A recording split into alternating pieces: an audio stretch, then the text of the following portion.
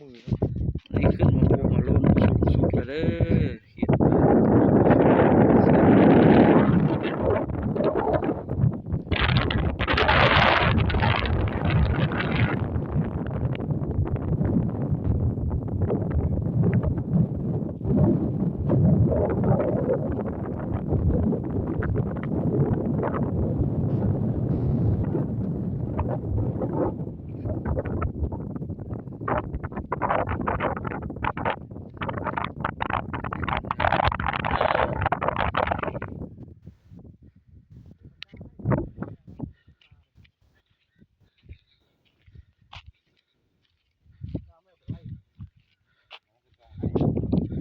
อันนี้เป็นทีมงานของเขาเนาะทีมงานให้ทัวร์น้ำจังของเขา